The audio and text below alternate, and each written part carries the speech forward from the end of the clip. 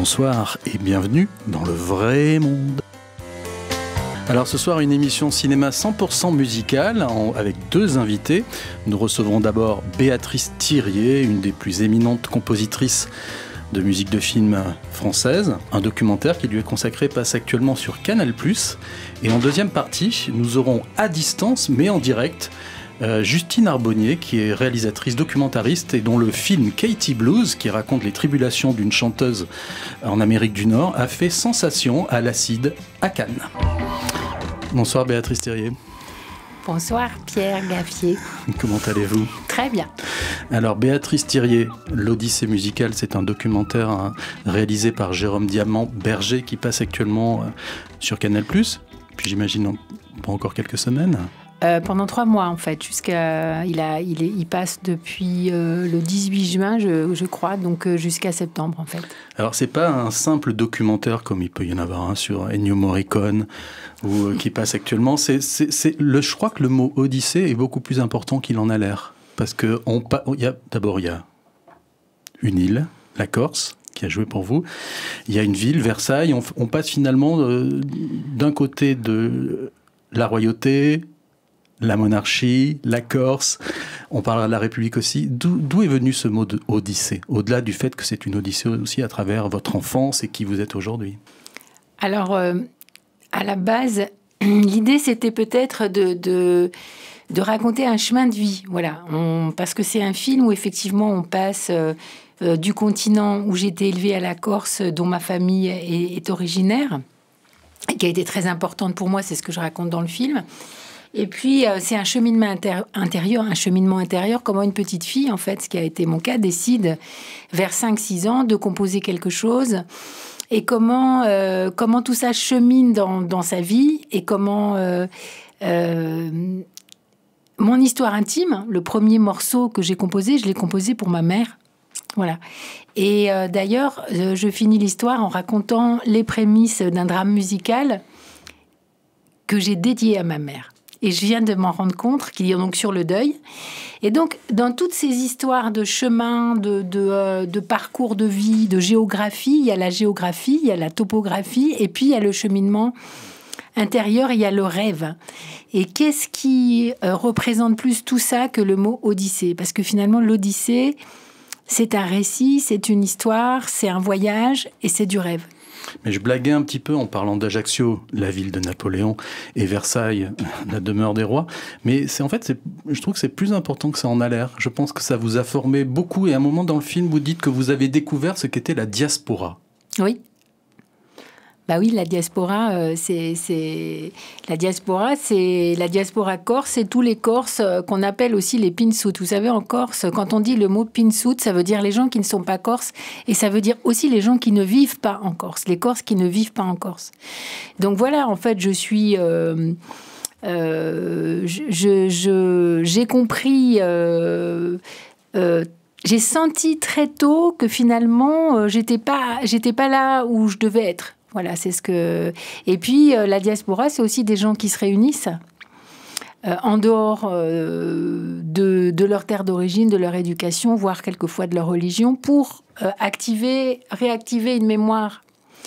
Et en fait, dans mon cas, c'est là où la composition, l'histoire, la tradition, l'histoire avec un grand H, le conservatoire de Versailles, d'où je parle, j'ai été d'abord formée au conservatoire de Versailles et qu'on répétait dans le parc du château.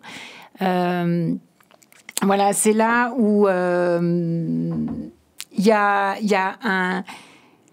un message qui passe entre l'histoire de la musique, la culture que je suis en train d'intégrer, et puis celle que j'ai quittée et que parfois j'ignore.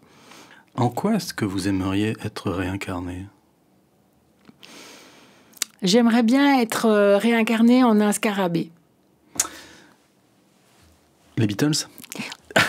Les Beatles, c'est un insecte très fort et aussi qui est un symbole de protection, de bonheur, de joie, voilà. Parce que les oiseaux sont tellement importants dans votre art que je me disais, Béatrice Thiriet, elle deviendra un oiseau. Votre film s'ouvre de manière inattendue sur la musique de la vie, puisqu'on voit plusieurs musiciens en train de siffler dans des hapeaux.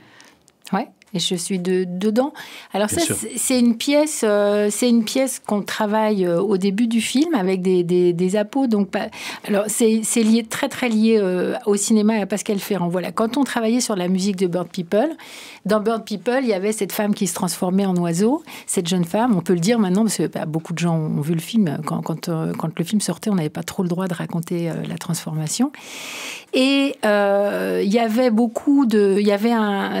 elle se transforme en moineau finalement. Le cri du moineau, c'est un cri très tout petit en fait. Ça chante pas beaucoup un moineau. Et donc j'ai été passionnée par l'idée de tous les chants d'oiseaux, des oiseaux des champs. Voilà. Donc j'ai commandé une grande boîte d'appos. Donc ils sont faits en France, ils sont faits en bois, ils imitent parfaitement le chant de plein d'oiseaux. Et j'ai décidé plus tard de construire des pièces avec les appos, parce que pendant le film, on avait fait une improvisation entre un orchestre et les appos pour essayer de fabriquer une matière sonore pour le film. Voilà. Moi, j'ai vu cette intro qui est très belle, hein, comme un pied de nez. Que justement, la musique, c'est pas aujourd'hui, en 2023, un ordinateur, un sample, un ordinateur, un sample. Il y a la musique de la nature, il y a la musique de la vie, et avec laquelle, parfois, j'imagine, vous raisonnez en tant que compositrice, raisonner avec la raison et avec aussi tout ce qui résonne. Oui, alors cette pièce, en plus, elle fait partie d'une trilogie et elle s'appelle « Les oiseaux d'après Aristophane ». Donc, si vous vous rappelez de l'histoire des oiseaux, au départ, il y a des oiseaux, on imite les oiseaux. En fait, il y a des hommes qui se déguisent en oiseaux. Donc, l'idée d'aller chercher les appos pour construire une pièce de musique et dans laquelle on mélange aussi des sons de clarinette, de flûte, etc. Donc, c'est un mélange, hein, cette pièce, entre le son des appos et puis des sons d'instruments de musique. Et voilà, puis en plus aujourd'hui, c'est vrai que je prends conscience, comme nous toutes et tous, que la nature est en danger, que les oiseaux disparaissent. Donc cette petite boîte avec ces voix d'oiseaux en bois, ça occupe beaucoup de place dans mon espace de travail et je ne fais que commencer d'ailleurs à les utiliser. Et je m'amuse beaucoup et on peut faire des très belles choses. Puis surtout, j'apprends à les manier correctement.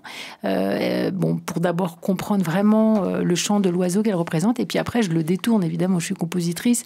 Donc, je vais essayer de créer une gamme avec ça. Je ne vais pas utiliser le seul son que le constructeur de la peau m'a proposé. Et je crois qu'il y a une musique de Nino Rota pour Fellini, dans lequel il y a un thème autour de l'oiseau, je crois, que vous aimez beaucoup.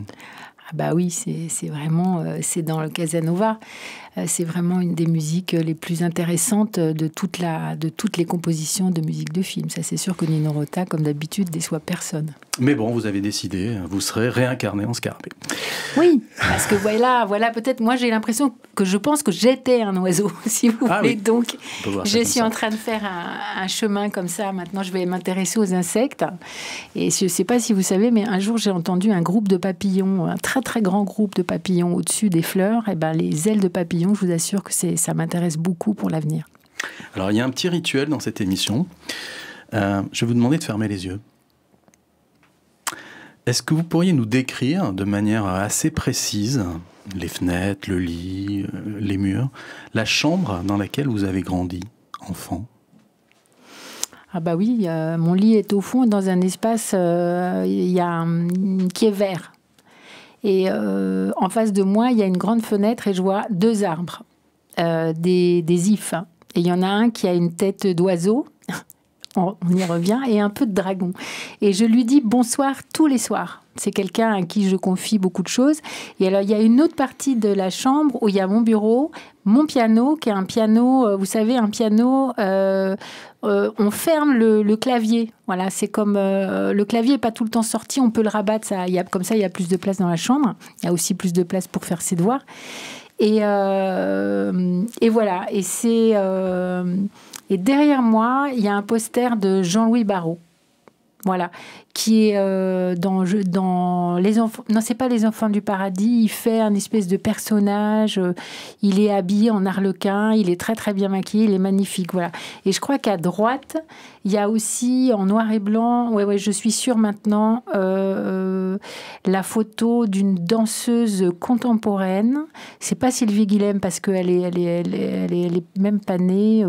Voilà, c'est une grande danseuse qui danse très très bien quand je suis enfant. J'ai oublié son nom là, mais ça reviendra peut-être au cours de l'émission. Vous pouvez rouvrir les yeux. Nous allons découvrir un autre lieu qui a énormément compté pour vous et dont il est question dans l'Odyssée musicale. Des grands sofas, il y a énormément de livres, énormément d'objets, on n'arrive même pas à tous les regarder, hein. C'est une décoration qu'on connaît, c'est une décoration très complexe. Il y a des cadres avec des tableaux de Péri, des tableaux des sanguinaires, etc. Donc c'est en même temps très beau, en même temps très chargé, très différent de moi, ce que je connais de la décoration de l'appartement de mes parents à Paris, par exemple. Et moi, j'aime beaucoup ça. Déjà, j'aime beaucoup l'ambiance, j'aime beaucoup rentrer dans ce salon. Il y a des vieilles tomates par terre et tout ça. Les rideaux sont toujours tirés et les persiennes sont toujours closes. Donc, il faut allumer la lumière. On ne rentre pas comme ça dans le salon. Et puis, évidemment, moi, j'ai le droit, plus que d'autres, de séjourner dans le salon parce qu'il y a un piano. Alors, où sommes-nous ? Là, on est dans l'appartement de mon grand-père à Ajaccio. Donc, dans le salon... au milieu duquel trône le piano, où je répète quand je suis enfant, quand je vais en vacances en Corse. Il y a un leitmotiv dans le documentaire, c'est l'importance de vos racines, de vos familles, évidemment dans votre personnalité, mais aussi dans votre travail. Par exemple, à un moment, vous passez devant une chapelle, et c'est la chapelle où vos parents se sont mariés. Bah oui, c'est en plein milieu de la forêt de Vizavone. Donc c'est très très beau, c'est une toute petite chapelle, il y en a pas mal en Corse dans les forêts parce qu'en fait les prêtres se baladaient de village en village, donc quelquefois voilà, et puis c'est aussi voilà, et c'est là où ils se sont mariés, donc moi j'aimais beaucoup enfant regarder le mariage de mes parents parce que c'est un peu surréaliste, parce que c'est une espèce, enfin c'est carrément un cortège de mariage avec beaucoup de demoiselles d'honneur, parce que ma mère est d'une famille de 11 enfants, donc elle a 5 sœurs qui sont ces demoiselles d'honneur, et alors ça fait une espèce de côté, la cour d'Angleterre se marie dans une petite chapelle autour de 2 virages dans la forêt de la Ricci en Corse. Donc pour moi c'était très poétique, très étrange, voilà, parce que la Corse de ces années-là, si vous voulez, les gens, en fait, il y a une espèce de bourgeoisie corse, de moyenne bourgeoisie, hein. Mon arrière-grand-père était directeur de la poste d'Ajaccio. Donc on met les formes, vous voyez, c'est en province, quoi. On met les formes quand on fait les choses. Et puis voilà, mon père avait fait super-héros, donc il est en uniforme aussi d'étudiant de super-héros. Donc vous voyez, il y a un côté comme ça un peu grandiose dans cette toute petite chapelle. Et moi, évidemment, ça me plaisait beaucoup enfants de regarder les photos de leur mariage. Et qu'est-ce que super-héros si ce n'est des ailes d'oiseau déclinées en avion ? Ah non, mais vous avez raison. Ouais, vous avez raison. Alors, à l'autre bout du spectre, il y a la mort. Et vous dites dans le documentaire quelque chose qui m'a beaucoup touché. Vous dites qu'ils ne sont pas nombreux, forcément, les enfants qui, à 6-7 ans, entendent un lamenti lors d'un enterrement. Bah oui, parce que en fait, c'est le premier enterrement auquel je suis conviée et pas conviée en même temps, parce que c'est ma grand-tante qui est religieuse qui décède. Et donc, toute la famille part en grande pompe au cimetière d'Ajaccio, qui est magnifique. Le cimetière d'Ajaccio, c'est une ville, en fait, parce qu'en Corse, on enterre les gens dans les chapelles. Donc, c'est une ville qui a une des plus belles vues, en fait, sur le golfe d'Ajaccio. Et donc, moi, comme je suis petite, ma mère et enfin toute la famille, on dit elle va rester avec l'autre grand-tante, qui était une très vieille dame, et enfin une vieille dame en tout cas fatiguée. Et donc, dès que la porte se ferme et que les adultes, que les adultes partent à l'enterrement, arrivent 4 ou 5 vieilles dames, toutes habillées en noir, et qui se mettent autour de nous et qui se mettent à chanter un chant à la louange de ma grand-tante défunte. Voilà, en parlant de ses qualités, c'est à moitié en français, à moitié en corse. Elle pleure, et puis évidemment, nous les petits, puisque j'étais avec mon petit frère, ils nous caressent la tête, ils nous disent qu'on est beau, etc. Et moi, et que Dieu nous bénit. Vous savez, il y a un truc qu'on dit beaucoup en Corse quand on voit un enfant, c'était que Dieu, alors moi, quand c'était que Dieu la bénisse, cette petite. Donc moi, j'ai passé mon enfance comme ça, avec des gens qui me touchaient la tête en disant qu'il fallait qu'on me bénisse. Et ça ça donne on se sent très protégé, très pacifié. On y croit à fond qu'on va être protégé. Alors nous allons faire une odyssée à travers des musiques de films que vous avez composées. On va les écouter, on les commentera ensemble d'un point de vue mélodique, musical, mais aussi plus largement. On va commencer par le film de Dominique Cabrera, L'autre côté de la mer.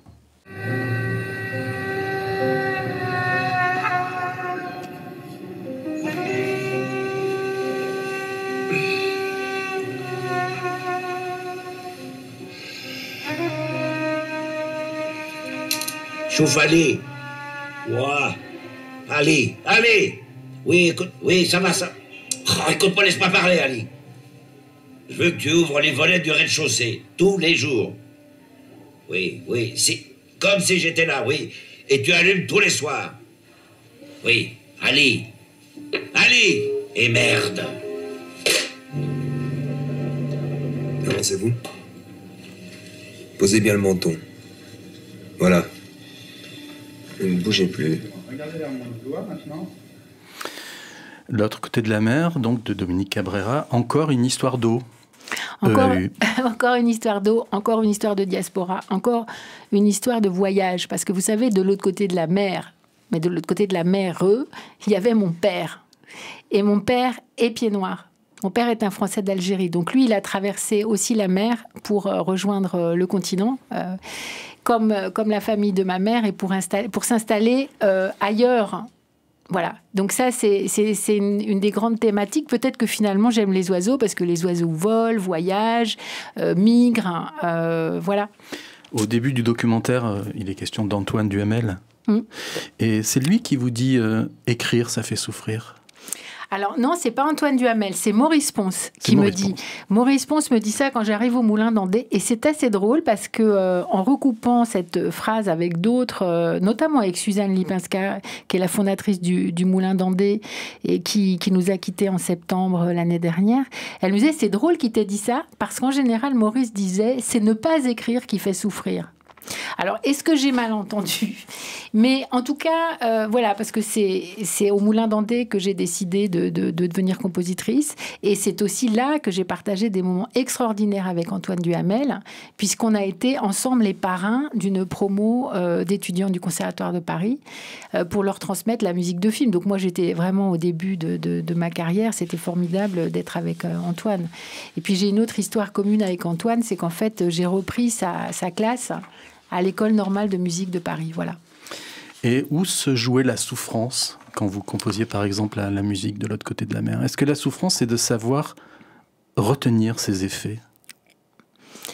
Ouais, la souffrance, c'est l'émotion. En fait, moi, avec ces années de recul, j'ai l'impression que la musique soigne ma souffrance. Donc, j'ai l'impression que je suis quelqu'un de souffrant, en fait, mais qu'à chaque fois que cette souffrance a été portée depuis mon enfance par la découverte de la musique et que j'ai réussi à la transcender. D'une part, j'ai été bercée par mes études de piano, les grands compositeurs que j'ai découverts et que j'aime énormément. Et puis, d'autre part, le geste de création me sort d'un état et c'est jubilatoire. Quand la musique est née, c'est jubilatoire. Donc voilà, c'est ce rapport. Vous savez, je crois que la création, c'est la meilleure réponse à la mort, en fait. C'est la meilleure manière de se dire que la mort n'existe pas. Donc voilà. Quand Howard Shore, c'est le compositeur de musique, dit pour Le Seigneur des Anneaux que c'est pas 4 ans qu'il lui a fallu pour composer la musique, ce qui est le cas. Il a dit c'est 4 ans plus les 40 de travail avant, d'imprégnation de tout un tas de choses. Est-ce que quand on est compositrice de musique de film, il y a ça aussi? C'est-à-dire qu'il faut délivrer quelque chose en temps et en heure par rapport à un objet film, mais aussi faire appel à des choses qui parfois jaillissent d'on ne sait où, peut-être d'un rêve ou d'un voyage ou même dans le métro. Est-ce que c'est comme ça qu'on doit voir les choses, entre à la fois le travail et puis des jets qui viennent de n'importe où? Ah bah oui, de toute façon, Howard Shore, il a tout à fait raison. En fait, on a d'abord une formation, on a une culture, on a des années où il y a un terreau. Moi, je vois ça comme un terreau. Là, on va revenir à quelque chose de plus lié à la terre, aux plantes. Et puis tout à coup, il y a des choses qui poussent, il y a des choses qui s'imposent. C'est un moment dans le film, je raconte à Dominique Cabrera que quand je compose pour elle, c'est une fulgurance. C'est-à-dire que Dominique, je la vois, je l'écoute, j'entends sa voix, elle me parle de son film et tac, je sais ce que je vais faire. Et donc, c'est pareil, moi, quand je me projette dans la conception, parce que j'écris de la musique de film et que je compose aussi des œuvres à côté qui sont peut-être plus personnelles, un opéra de chambre dont j'ai écrit le livret, bientôt un drame musical dont j'écris aussi le livret. Donc, si vous voulez, là, moi, je vois bien à quel point c'est des années de préparation. Je dirais même, c'est une espèce, il y a un côté animal ruminant, vous voyez, où ça passe, ça repasse dans le cerveau jour et nuit. Et puis tout à coup, voilà, c'est là. Alors dans le documentaire, il y a plusieurs intervenants. Frédéric Lodéon, sans qui vous n'auriez pas fait la même carrière. Les auditeurs découvriront pourquoi. Il y a aussi Dominique Cabrera. Et justement, elle prend une métaphore pour expliquer les liens entre elle et vous pour l'élaboration d'une musique. Et sa métaphore, c'est, il y en a une qui est le roc et l'autre qui est l'oiseau. Elle dit que je chante comme un oiseau. Oui, vous voyez, vous avez tous raison. Alors finalement, c'est l'oiseau. Et d'ailleurs, il y a aussi Michael Roudy, qui était mon prof de piano, qui intervient dans le film. Et lui aussi, je me souviens, disait que je lui faisais penser à un oiseau timide. On va écouter Bird People de Pascal Ferrand. Plus on le regarde, ce film, plus on l'aime. Ça marche super bien, ce truc-là. Bon. Allez, on s'entraîne maintenant.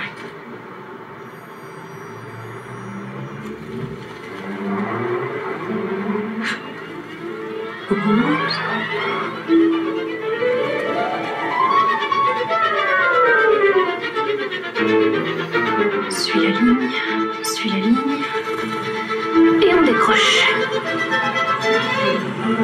Virage à droite, on remonte, et on atterrit. Bon, et ben c'est le vent le plus dur à gérer. Après Petits arrangements avec les morts, le film qui l'a rendu célèbre, là, avec Bird People, Pascal Ferrand s'est fait une sorte de petits arrangements avec le capitalisme, puisqu'elle montre un homme puissant qui est en transit à Paris, qui décide de tout plaquer, et en même temps une femme de chambre qui elle aussi décide de plaquer ce monde uniformisé et qui s'envole. Béatrice Thiriet, est-ce que c'est indispensable d'avoir les mêmes vues qu'un réalisateur ou qu'une réalisatrice sur la marche du monde pour faire du bon travail? Ou est-ce que parfois on peut ne pas du tout aimer les manières de voir la vie d'un artiste et en même temps ça donne un résultat merveilleux? Je crois que tout est possible dans l'histoire des rencontres.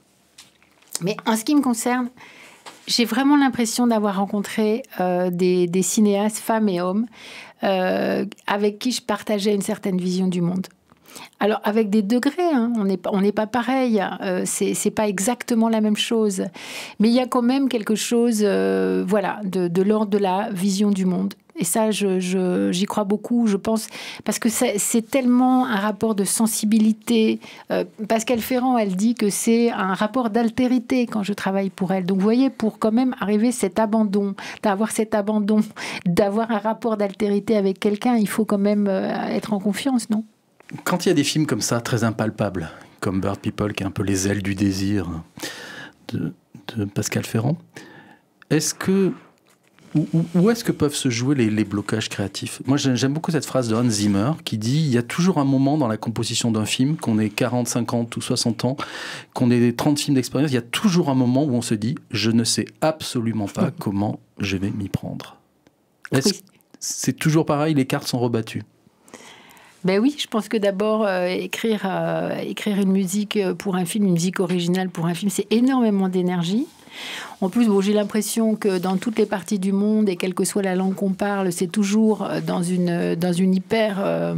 c'est très intense, il n'y a pas beaucoup de temps en fait consacré à ce rapport-là. Bon, on a beaucoup parlé du rapport cinéaste, compositeur, compositrice, hein, et que de mon côté, je donne, comme je vous ai dit, les choses naissent. C'est voilà. Avec Pascal Ferrand, par exemple, je me souviens de la musique de Bird People. La première musique, c'est une espèce de musique hybride avec de la musique électronique et de l'orchestre. Et quand je prépare ce thème, qui dure 3 minutes dans ma préparation, je passe vraiment des jours dessus et je me dis, mais en fait, je vais nulle part. Et je lui envoie, je suis presque pas décidée à lui envoyer la maquette, vous voyez. Et finalement, je lui envoie et elle me dit, ça, c'est vraiment formidable. Donc, vous voyez, il y a un moment où je me perds, en fait, dans mon imaginaire musical, dans une construction possible. Après, j'ai un doute parce que c'est de la musique de commande. Donc, il faut vraiment aller jusqu'au bout de son idée. Et puis, voilà, après, il y a l'accueil. Sur le même film, je lui envoie un trait de violoncelle avec un tout petit peu piano dessous. Mais ça, je suis sûre qu'elle va dire oui. Et j'ai pas tort. Et elle dit tout de suite, ça va là. Donc, vous voyez, et puis il y a un moment, par exemple, c'est sur Lady Chatterley, le plus beau moment du film. Bon, voilà, ils ont fait l'amour, elle se lève, elle lui tourne le dos, elle se lâche les cheveux et elle est vraiment royale. Il y a les épis de blé, il y a la forêt qui l'accueille et elle va vers la forêt. Et là, c'est un des plus beaux plans du film, c'est sublime. Et Pascal me dit, je voudrais une musique là. Et je lui dis, mais moi, j'arrive pas, c'est trop beau. Je n'ai pas envie, j'arrive pas. Et là, elle me regarde et elle me dit, écoute, cette musique-là est très importante. Et le lendemain, je trouve un trio flûte, piano, hautbois. Je lui fais écouter et elle dit c'est extraordinaire. Et vous voyez, tout de suite ça marche. Elle remet pas en question et tout ça. Et moi, après, quand elle me dit c'est très important, mais vous voyez, c'est comme une espèce de, quand on parle d'altérité, où je me dis mais je lui dois cette musique en fait. Là, je peux pas craquer quoi. Vous étiez à Cannes cette année ? Non. Vous savez, vous avez peut-être entendu parler que le film de Jonathan Glazer, Zone of Interest, qui se passe dans un camp nazi, musique de Mika Levy. Mm-hmm. Et Jonathan Glazer disait qu'il a essayé au début un début de film normal avec images et musique, et il disait que les images des camps refusaient la musique. Et donc pendant 3 minutes à peu près, la salle était dans le noir et écoutait la musique. Mais je comprends ça très bien. Vous savez, j'ai fait la musique du procès d'Eichmann où j'ai travaillé sur Vannes et Conférences. J'avais rencontré Marceline Loridan sur La Prairie au Petit Boulot. On avait essayé de travailler un peu ensemble, ça n'avait rien donné. Donc voilà, c'est un sujet, c'est une histoire. Hein. C'est une histoire macabre et horrible sur laquelle j'ai travaillé. Donc moi, je comprends ce qu'il dit. Il y a un moment, on a peur. C'est comme le travelling est-il une histoire de morale ? On retombe là-dessus. Est-ce qu'on peut, est-ce qu'il y a un moment où les choses, le grand orgue du cinéma, images, musique et tout ça, est-ce que ça marche ? Est-ce qu'on peut toujours aller chercher là-dedans ? Voilà. On va écouter un extrait de L'Astragale de Brigitte Si. Je te demande pardon. Pardonnez quoi ? Cette fille.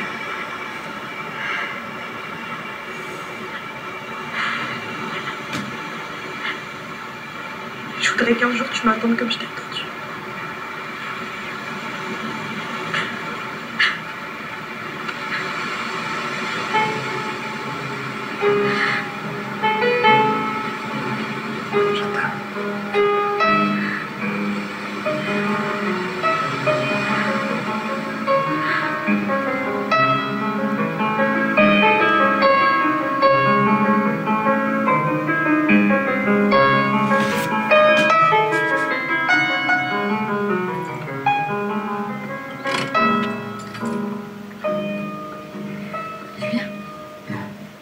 Comment ça, non ? Je vais la quitter maintenant. Maintenant ? Déjà, moi qui conduis pas, je suis complètement ratatinée, alors toi qui n'as pas lâché le volant depuis hier. Je m'en fous. Je veux pas que tu passes encore une nuit à penser que je l'ai pas quittée. Leïla Bekti et Reda Kateb dans le film L'Astragale de Brigitte Si, et votre musique, Béatrice Thiriet. il n'y a pas que l'horreur sur laquelle il est difficile de mettre de la musique. Il y a aussi l'amour. Et j'ai retrouvé un entretien avec vous où vous dites que vous adorez être amoureuse et que justement, quand il faut mettre de la musique sur ce sentiment amoureux où le temps s'arrête, où on est capable d'attendre 2 heures quelqu'un de manière impatiente et en même temps très patiente, vous dites on peut pas mettre n'importe quelle musique là-dessus. Non, on peut pas. D'ailleurs, c'est drôle parce qu'en retrouvant cette phrase toute simple au piano, mais qui en même temps rappelle des éléments du thème qu'interprétait au violon Laurent Corsia. Donc Laurent Corsia qui a un très beau son et très chaleureux et qui va chercher des émotions très, très profondes et très passionnées surtout. Le trait pour moi de Laurent au violon, c'est que c'est un violoniste passionné. Et il y en a plus tellement. Et donc, voilà, là, si vous voulez, les marteaux du piano, pour moi, c'est comme si ça le rentre dans la chair, dans le cœur. C'est cet amour, voilà, impossible, tragique. Et c'est ça, c'est planté en eux. Là, je viens de retrouver Brigitte Si pour son prochain film qui s'appelle Le bonheur est pour demain. Donc avec Laetitia Casta, Béatrice Dalle et Damien Bonnard et puis d'autres d'ailleurs, hein, très très très très bon aussi. Et là, je vous fais la surprise de la musique et j'espère que vous allez me réinviter parce que là c'est complètement inattendu aussi. Mais tout ce qu'on a cherché, c'est quelque chose aussi, voilà, qui parle de l'élan vital, de la force vitale. Parce que la passion, c'est vrai qu'on la traite toujours de macabre et tout ça, on n'a pas tort. D'ailleurs, dans les films de Brigitte Si, souvent la passion va jusqu'à la destruction.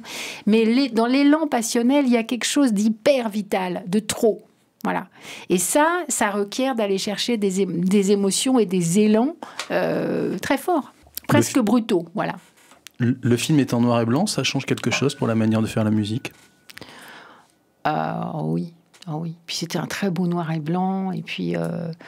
Oui, ça change. Voilà, justement, ça change parce qu'il faut faire attention aussi, peut-être c'est un film moderne, l'Astragale. D'ailleurs, il est en train de repasser sur Arte tout l'été aussi. Donc, c'était l'idée d'un noir et blanc contemporain, d'un noir et blanc qui nous parle aujourd'hui, comme si, voilà, de temps en temps, dans nos vies, les lumières, les couleurs pouvaient s'arrêter. C'est comme ça que je l'ai vécu. Mais moi, je les vois toutes, les couleurs dans le film. Et d'ailleurs, dans le prochain film de Brigitte Le bonheur est pour demain, j'ai commencé à travailler sur une scène de moto et donc c'est Damien Bonnard avec Laetitia Casta dans une forêt sur une moto. Donc vous voyez, je vous dévoile pas l'histoire du film, mais c'est quand même dingue qu'à chaque fois que je retrouve Brigitte, on se retrouve à deux, entre guillemets, sur une moto, dans un élan, avec cette histoire de passion, d'élan passionné et de gens qui bravent le danger. Voilà, c'est le couple à fond qui fonce dans une forêt en moto. Ça vous dit tout, non ?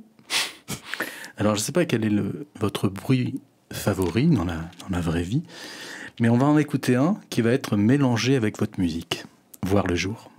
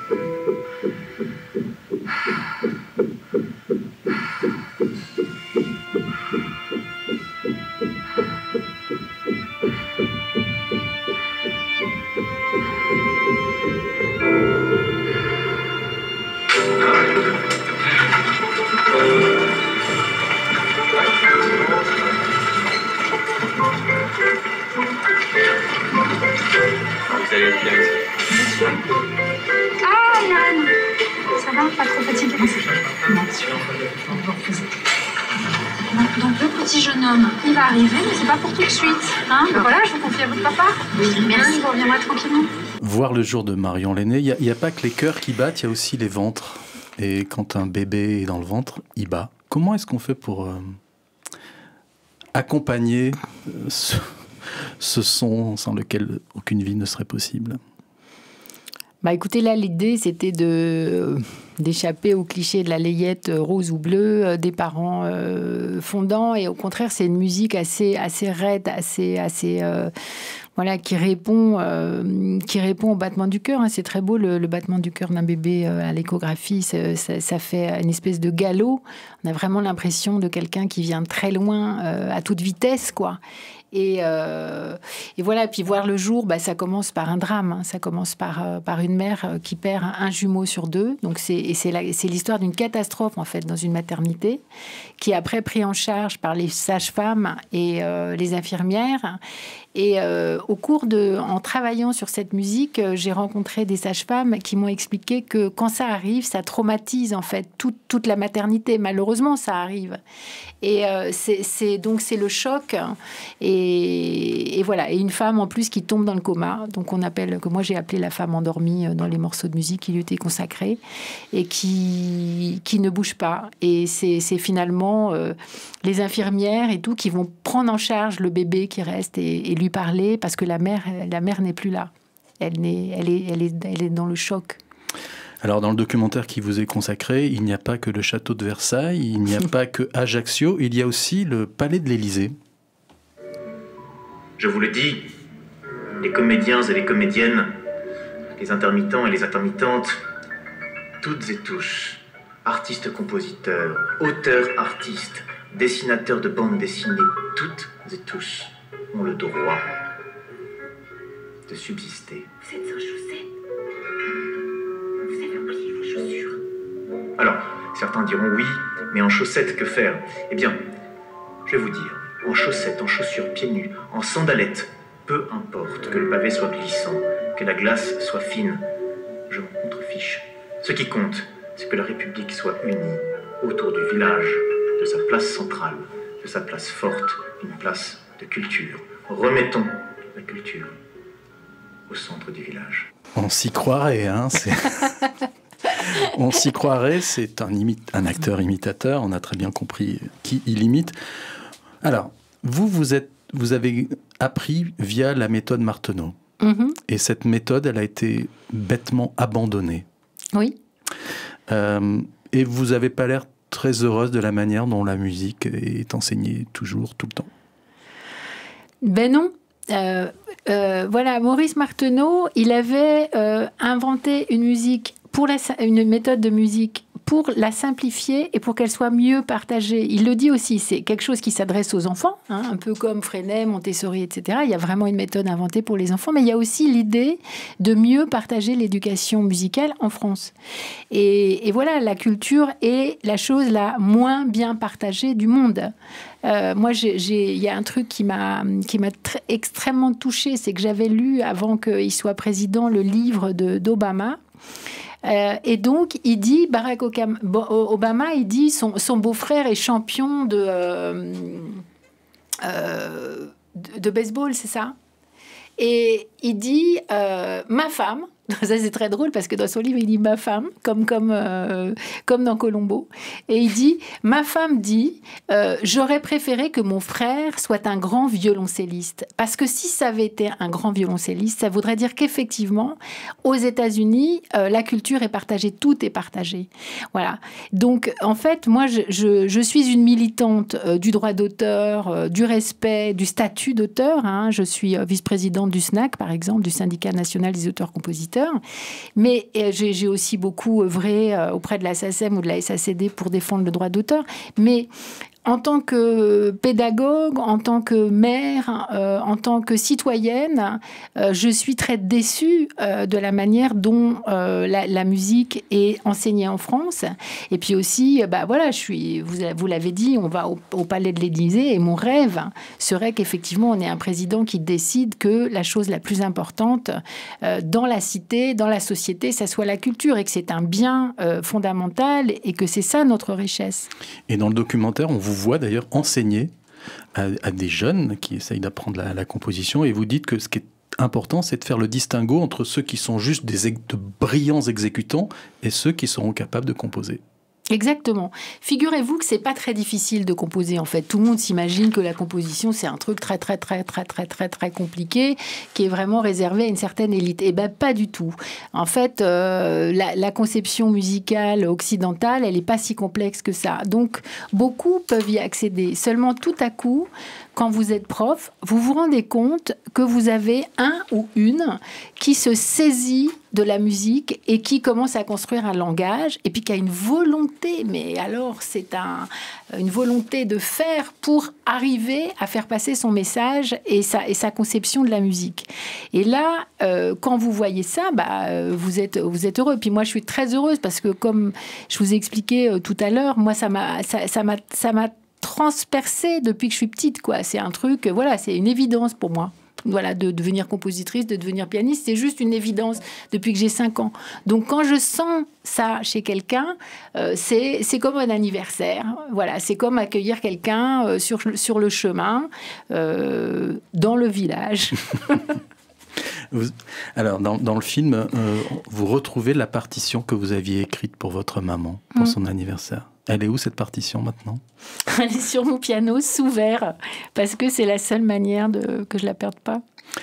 Vous êtes prête pour le petit questionnaire rituel? D'accord. Béatrice Thiriet, où étiez-vous le 31 décembre 1999 à 23h59? Lequel jour? Lors du passage de l'an 2000. J'étais avec mes enfants et des amis. Alors on a fait un rituel espagnol, même de Barcelone, exactement. On a mangé des grains de raisin le plus vite possible pendant les 12 coups. Voilà. Quel est le livre que vous avez le plus offert? Le Loup des steppes de Hermanès. Supposons que vous puissiez ressusciter une personnalité historique pour un dîner en tête-à-tête et c'est lui ou elle qui paye l'addition. C'est qui? C'est Napoléon. Suis-je bête? C'est Napoléon Bonaparte. Imaginons que vous soyez en conflit avec quelqu'un et que vous décidez d'enterrer l'âge de guerre. Vous lui envoyez un DVD par la poste. Quel est ce DVD? C'est La vie de Sainte Bernadette. La vie de Sainte Bernadette, ça s'appelle Il suffit d'aimer, pardon. Et je crois que c'est Delannoy qui a fait cette version en 2 parties. Parce que il faut pardonner, vous voyez. Moi, je trouve la seule personne qui peut tout pardonner, à mon avis, c'est Sainte Bernadette. Est-ce que vous avez déjà songé à la musique que vous aimeriez que vos proches entendent lors de vos funérailles? Lady Chatterley. Qui touchera les droits? Eux, ça sera mes ayants droit. J'imagine pas qu'il y ait une tonne de monde à mes funérailles non plus, et que ça soit rediffusé... Quelle est la dernière fois que vous êtes passé devant le lieu où vous êtes né, la maternité? Ce matin. Précisez où? Rue Nicolo. À Paris? Oui, c'est pas très loin d'ici. Imaginons que demain matin, vous puissiez tout prendre avec vous, votre travail, votre compagnon, vos animaux de compagnie, tout, la partition à votre maman. Demain matin à 9h, vous vous télétransportez où? En Corse, je pense. J'aimerais bien retourner dans le salon qui n'existe plus. Voilà, j'aimerais les emmener dans ce salon rouge où il y avait toutes ces partitions, où j'ai découvert la musique, où j'avais à côté de moi une partition d'une réduction de Lohengrin de Wagner et que je regardais cette bizarre couverture et que j'essayais de déchiffrer cette musique. Voilà. Est-ce que vous vous êtes déjà retrouvée, Béatrice Thiriet, dans un musée, puis au détour d'un couloir sans penser à rien du tout, vous voyez une peinture, une sculpture, une photo et vous vous dites, mais en fait c'est moi que je suis en train de regarder? Alors ça... je vais vous dire un truc, mais vous allez... Si, la seule fois où j'ai eu l'impression de... Bon, j'ose le dire parce que c'est un peu gonflé quand même, c'est au musée des Antiquités à Berlin, quand j'ai vu la statue de Nefertiti. Rien que pour ça, je pense que je vais aller à Berlin. Est-ce que vous avez un toc, un gris-gris ou un rituel qui vous aide à prendre une décision? Ah non. Non, le toc, le rituel, c'est si vous voulez, vas-y. C'est-à-dire que voilà, comme je vous le disais, je suis un peu... Moi, je suis du signe astrologique du taureau et ascendant cancer. Donc tout ça, c'est pas très rapide, vous voyez, ça donne beaucoup... C'est beaucoup à l'intérieur, et tout ça. Mais alors, quand je décide, quand je prends une décision, là, c'est fait et on revient plus sur la décision. Mais avant, là, c'est compliqué. Merci beaucoup Béatrice. Je rappelle que le documentaire de Jérôme Diamant-Berger qui vous est consacré, Béatrice Thiriet, l'Odyssée musicale, passe donc pour encore quelques semaines sur Canal+. Il y a des images au milieu de manifestations dans la rue qui sont pas du tout soulignées. On voit des gens qui sont en colère. Ils sont en colère contre quoi ? Alors c'est la manifestation contre les violences faites aux femmes et c'est des images de Dominique Cabrera. C'est un petit film qu'on a fait ensemble pendant le confinement où comme la manifestation n'existait pas, elle a remonté des images qu'elle avait prises l'année d'avant, c'était pendant le Covid, et je lui ai envoyé une musique et on a travaillé ensemble. Et elle parle et elle dit les noms des victimes des féminicides. Voilà, c'est un espèce de clip qu'on a imaginé ensemble pendant le confinement pour être toujours ensemble et être partie prenante pour soutenir ces femmes et pour défendre les femmes contre les violences qu'on peut leur faire. Merci beaucoup. Subir. Merci beaucoup Béatrice Thiriet d'être venue sur le plateau du Vrai Monde sur Fréquence Protestante et il est l'heure d'accueillir notre deuxième invité. Bonsoir Justine Arbonnier. Bonsoir. Comment allez-vous depuis Cannes? Très bien. Depuis merci. Cannes, j'ai découvert votre film Katie Blues en sélection de l'Acide. La salle était pleine et mon cœur était plein aussi. J'ai trouvé que c'était un film très touchant sur une musicienne et je me suis dit que ça serait bien que vous, documentariste, soyez interviewé par une documentariste qui s'appelle Justine Méry. Vous partagez même les prénoms. Vous êtes d'accord ? Bah oui, super idée. Allez, bonsoir Justine. Bonsoir Justine. Alors donc vous avez réalisé Katie Blues qui sort le 19 juillet prochain en salle. Tout d'abord, est-ce que vous pouvez nous dire un petit peu de quoi il s'agit ? Oui, alors ça raconte l'histoire de Katie Lord qui vit dans le sud des États-Unis, à Madrid, Nouveau-Mexique exactement, et qui rêve d'être chanteuse. Voilà, et elle va avoir 30 ans et elle est dans l'Amérique de Trump et ça suit en fait ses désillusions, ses rêves et voilà. Du coup, si ça vous va, on va écouter un premier extrait pour écouter Katie Blues.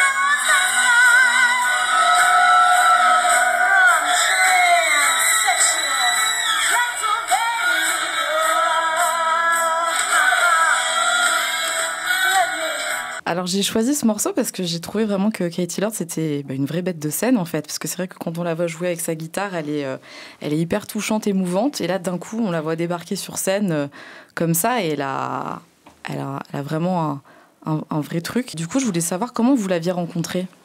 Alors je l'ai rencontrée en Floride il y a 10 ans, en 2013 exactement, et je l'ai rencontrée dans une ferme où on faisait du woofing en fait ensemble, et aussi sur scène puisque une des premières fois que je l'ai vue, je l'ai entendue chanter en fait aussi. Donc voilà, donc ça a été une rencontre très forte tout de suite. Et vous avez décidé de la filmer à quel moment ? Eh bien en fait il se trouve que quand je la rencontre en Floride, je suis aussi là pour tourner un film. Donc je la filme, là j'ai déjà filmé dans ce premier court-métrage, et ensuite pour le film Katie Blues, je repars en fait la filmer en 2016, où là elle vit donc dans ce village de Madrid au Nouveau-Mexique, et en fait Katie est originaire de New York, donc elle a décidé un peu de quitter la grande ville, de tout quitter pour aller vivre dans cet endroit assez atypique. Voilà, et donc là c'est vraiment fin 2016 en fait, ça coïncidait avec l'élection de Trump, où là je commence à réfléchir à un film avec elle. Et qu'est-ce qui vous a donné envie de la filmer ? Déjà, comme je le disais, et puis comme vous le mentionniez, c'est quelqu'un qui a une prestance, je trouve, incroyable. La première rencontre avec elle m'avait vraiment beaucoup marquée. C'est quelqu'un que j'avais gardé en tête, en fait, et je m'étais toujours dit que j'aimerais faire quelque chose avec elle. Et puis ensuite, l'élément vraiment déclencheur a été l'annonce de l'élection de Trump. En fait, je vivais à Montréal et pour moi, ça a été quand même un bouleversement, une source de peur et de questionnement, non seulement pour moi, mais aussi pour beaucoup de gens autour de moi. Et voilà, et donc j'ai eu envie de documenter en fait un peu cette période à travers elle. Ça a été compliqué de convaincre une boîte de production pour faire ce film ? Il se trouve que non, pas vraiment. Dans mon cas, j'ai fait une résidence assez tôt. En fait, j'avais 2 résidences assez tôt dans le processus d'écriture du film, et notamment une avec la réalisatrice Alice Diop, avec qui m'a beaucoup accompagnée en fait au début du film. Dans l'écriture, on avait vraiment partagé beaucoup de choses. Alice Diop, elle est très proche de la littérature en fait, et moi aussi. Donc, voilà, on avait beaucoup de discussions, et en fait, il se trouve qu'elle connaissait ma productrice Julie Paratian de Sister Productions, et donc voilà, elle m'a mis en contact avec Julie, et voilà, on a commencé à travailler très tôt ensemble. Merci. On va écouter un deuxième extrait. It sucks being 29 years old. You know, and I talk about my student loans. Sometimes people ask me what I went to school for, and I tell them, and they laugh, and they're like, well, of course you can't pay it off. So, always makes me feel really shitty for going to school for art and thinking that I'd be doing something with it. Oh, look, there's a phone call. I wonder who it's from. Maybe it's a collections agency looking for me and my money. Marty?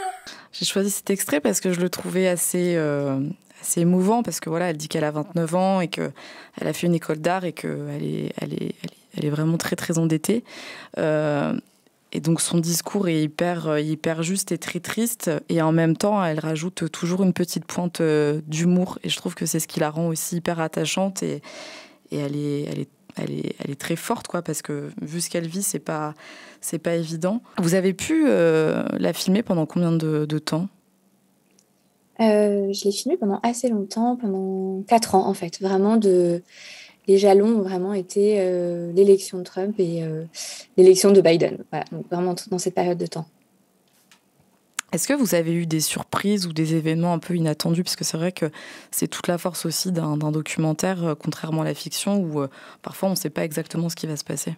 Oula, oui, beaucoup de choses inattendues, beaucoup d'espoirs non réalisés, et aussi beaucoup de belles surprises. Donc oui, en plus sur autant d'années, il y a eu beaucoup de choses. Est-ce que vous avez eu des nouvelles depuis ? De Katie ? Oui. Ah oui, je suis toujours en contact avec Katie. C'est vraiment devenu une amie proche. Donc, elle est venue. Ça, c'était vraiment une super expérience. Elle a pu venir à Cannes assister à la projection. Et ensuite, on est partis en voyage ensemble quelques jours en Italie. Donc, voilà. Donc, on s'est vu il n'y a pas très longtemps. Merci beaucoup. On va passer au petit rituel de fin d'émission. Où étiez-vous, lors du passage à l'an 2000 ? Alors j'étais assez petite, donc j'avoue que je m'en souviens vaguement, mais j'étais à une fête d'adultes, voilà, et je me souviens qu'on parlait du bug, enfin que tout le monde plaisantait sur le bug de l'an 2000, est-ce que ça allait avoir lieu ou pas, et voilà, et moi je me sens que j'avais un peu peur quand même que ça puisse arriver. Quel est le livre que vous aviez le plus offert ? Alors récemment, c'est les livres de Goliarda Sapienza, et en particulier ses carnets. Si vous pouviez ressusciter une personnalité historique pour un dîner en tête-à-tête, ce serait qui ? Ce serait Marguerite Duras. Ok. Si vous pouviez vous installer demain dans une nouvelle vie en emportant tout avec vous, quelle serait-elle ? Alors en ce moment, j'ai pas tellement envie de grandes villes, donc je pense que je choisirais un petit village à l'île-Dieu, par exemple. Vous avez raison. Si vous étiez en conflit avec un ou une amie, quel DVD lui offrirez-vous pour enterrer l'âge de guerre ?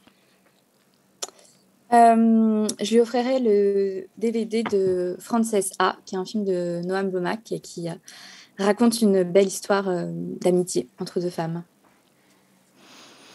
Vous êtes-vous déjà retrouvé dans un musée face à une toile ou une photo en vous disant « mais c'est moi sur cette toile ou sur cette photo » Il se trouve que j'ai vu il y a plusieurs années à Paris la peintre Paula Modersohn-Becker qui est exposée au musée d'art moderne et elle a voilà, c'est une peintre allemande et elle fait des peintures beaucoup de peintures de femmes en fait et oui, je trouve qu'il y a quelque chose dans ces je pense qu'il y a beaucoup de femmes qui peuvent se reconnaître à mon avis dans ces œuvres. Êtes-vous déjà revenu sur le lieu de votre naissance et si oui, quand pour la dernière fois ? Oui, j'y suis déjà retournée pas mal de fois. Je suis née à côté de Paris, au Lilas. Donc voilà, j'ai été plusieurs fois déjà devant cette clinique. Quelle musique aimeriez-vous que l'on entende lors de vos funérailles ? En ce moment, j'écoute beaucoup Paolo Conte, parce que je pense que j'étais en Italie, donc Sparring Partner, ce serait une belle musique. En cas de doute artistique ou de décision à prendre, avez-vous un toc ou un gris-gris ? Oui, je me demande toujours ce que ferait Agnès Varda. Merci Justine Arbonnier. Donc Katie Blues qui sort le 17 juillet prochain en salle. Justine, vous êtes toujours avec nous ? Oui. Je voulais juste faire allusion, après avoir remercié Justine Méry de vous avoir interviewé, il y a une phrase que j'ai beaucoup aimée dans votre film et je pense que beaucoup d'animateurs radio sur la planète la feront leur, c'est que Katie, pour vivre, elle fait une émission de radio et à un moment elle dit « Cette émission m'aide à ne pas perdre la boule ». Oui. Oui, c'est vrai. L'importance de pouvoir s'exprimer envers et contre tout. Oui. Très bonne chance pour votre film et je crois que vous attendez un heureux événement. Oui, en effet, oui. Là, dans un mois, c'est bientôt. Eh bien, vous aurez 2 bonheurs d'un coup. Ouais. À bientôt, Justine Arbonnier. Une année chargée. À bientôt, Justine Arbonnier. À bientôt, merci, au revoir. Alors, quelques mots sur notre intervieweuse d'un soir, Justine Méry. Vous êtes documentariste et parlez-nous un petit peu des films que vous avez réalisés. J'ai réalisé un premier court-métrage il y a 5 ans, si je ne me trompe pas. C'est sur un jeune qui s'appelle Robin, qui était à la base un jeune mineur délinquant en Belgique. Et donc, il a décidé de tout plaquer pour marcher avec une association qui s'appelle Oikoton. Et donc, il a marché pendant 1700 km à pied pendant 3 mois pour se reconstruire. Voilà, donc j'ai décidé de le filmer 4 ans après sa première marche et c'est quelqu'un qui s'en est vraiment sorti grâce à la marche et donc il a complètement arrêté la drogue et j'ai réalisé un autre court-métrage en 2021 sur une travailleuse du sexe qui s'appelle Amar et là j'en ai fait un dernièrement mais c'est très court, il dure 2 minutes 45, c'était pour un concours et ça parle d'amour, voilà.